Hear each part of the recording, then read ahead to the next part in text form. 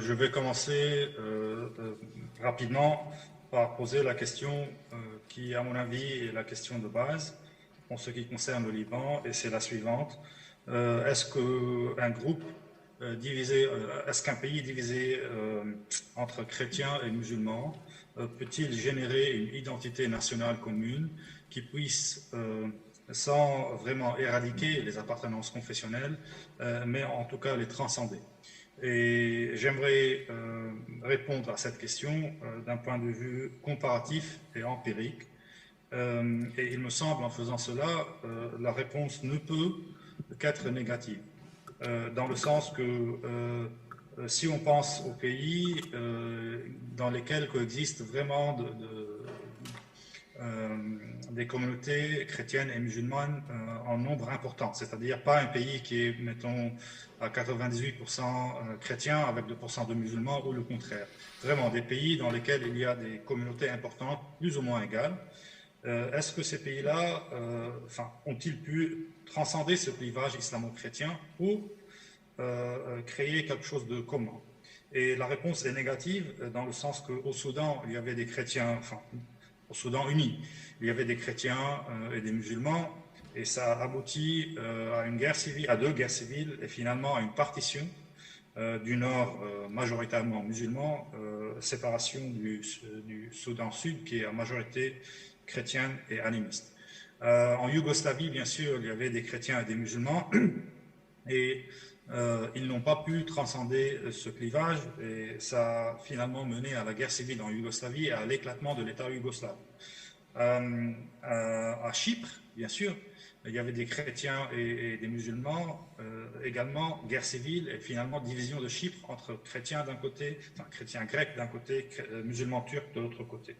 En Indonésie, c'est un pays à majorité musulmane, mais il y a, en tout cas, il y avait un territoire de l'Indonésie dans lequel les chrétiens étaient fortement majoritaires, Timor-Leste, et finalement il y a eu une guerre civile et la séparation du Timor-Leste. Au Nigeria, bien sûr, au Biafra, c'est un pays à majorité musulmane, mais au Biafra, c'était à majorité largement chrétienne, et finalement il y a eu une guerre civile et presque une éradication, une purification ethnique de la minorité chrétienne du Nigeria. En Turquie, on oublie souvent facilement que jusqu'à la moitié du 19e siècle, les chrétiens formaient encore 20% de ce qui est maintenant la Turquie, 20%. Donc c'est quand même une communauté, c'était une communauté assez importante. Dans l'espace de 30 ans, entre 1870 ou 1880 jusqu'à 1910, il y a eu trois régimes qui se sont succédés, le régime de Abd al-Hamid, du sultan Abd al-Hamid, ensuite le régime des jeunes Turcs et finalement le régime d'Atatürk. C'était trois régimes différents, mais ils avaient une chose en commun, l'éradication de la présence chrétienne en Turquie. Donc dans l'espace de 30 ans, les chrétiens sont passés de 20% de la population à moins que 1% de la population. Donc, je commence par cette introduction comparative rapide parce que je suis politologue comparativiste et c'est ce que je fais. La première question qu'on m'a appris de poser dans l'école électorale, lorsque je pense à n'importe quel phénomène que j'essaie d'étudier, c'est « What is this an instance of ?» Ce phénomène en particulier, c'est un cas de quoi? Parce qu'il faut penser théoriquement et comparativement et voir comment les choses...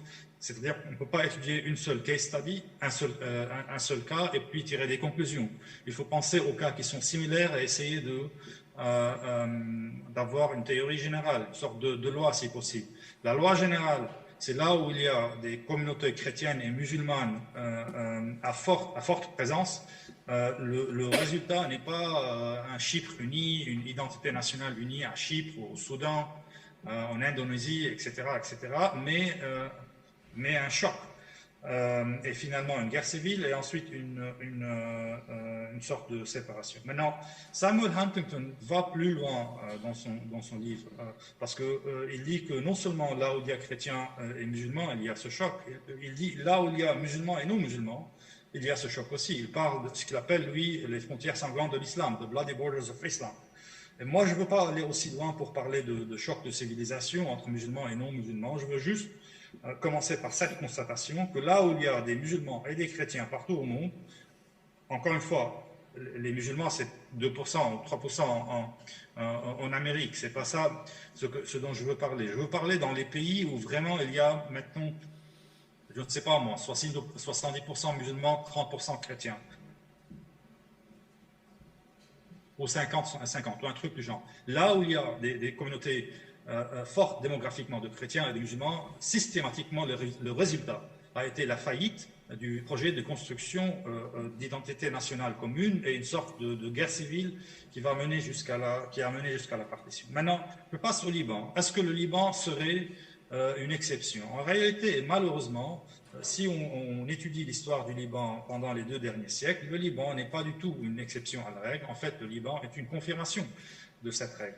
On est en 2023, bientôt, enfin 17 ans c'est rien dans l'histoire, bientôt on sera en 2040. Et pourquoi c'est important? Parce que la première guerre civile au Liban a commencé dans le Mont-Liban en 1840.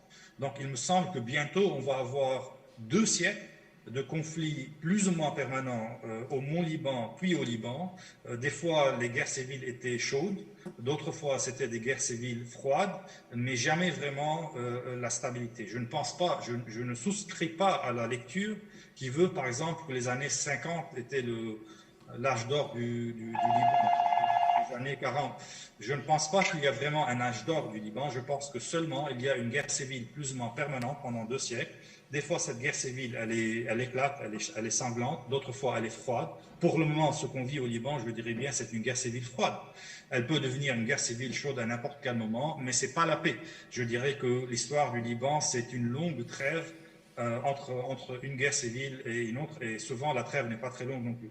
Donc, pour résumer un peu ce que j'ai dit, au niveau global, là où il y a chrétienté et islam dans un seul pays, le résultat est une friction civilisationnelle, pour ne pas dire si le terme choc civilisationnel s'il fait peur. Maintenant, disons, il y a friction civilisationnelle entre chrétienté et islam. Ça, c'est global. Ensuite, le Liban n'est pas une exception, comme le montre son histoire turbulente. Maintenant, c'est quoi le résultat? Et si on veut penser régime politique, c'est quoi la conclusion de tout ça? La première conclusion, il faut se poser la question, est-ce qu'il y a une identité libanaise? Est-ce qu'il y a une identité nationale libanaise commune? Parce que si, vu le clivage entre chrétienté et islam, vu le choc permanent entre chrétienté et islam global et au Liban, si la réponse est non, s'il n'y a pas d'identité libanaise nationale commune, donc il ne faut pas vraiment penser quel régime politique pour le Liban, parce que dans ce sens, le Liban est une identité, est une idée impossible. Et il faut vraiment penser comment, c'est-à-dire penser le modèle de Tchécoslovaquie. Il y avait un pays qui s'appelait la Tchécoslovaquie, et ce pays n'existe plus. Personnellement, je ne verse pas les larmes pour les gens qui y vivaient. Donc, si la réponse, est-ce qu'il y a une identité nationale libanaise, est négative, et si, vu notre histoire turbulente, cette identité est une chimère qui ne peut jamais exister, il faut penser partition. Par contre, si, comme je le pense, clôturer, monsieur. Il faut clôturer. Si, comme je le pense personnellement, il y a effectivement une identité nationale libanaise, mais qui coexiste tant bien que mal avec des identités infranationales qui sont légitimes, historiques et qui vont aller nulle part. C'est-à-dire, si on est maronite libanais, druze libanais, sunnite libanais, chiite libanais, tout comme on est canadien francophone ou canadien anglophone, etc. Dans ce cas, non seulement le fédéralisme est une solution à adopter et réfléchir, mais en réalité, dans ce cas, le fédéralisme serait la seule solution possible pour le Liban. La seule solution. OK, monsieur Bounassif. Merci beaucoup. Vous avez épuisé votre temps. Merci beaucoup. Merci.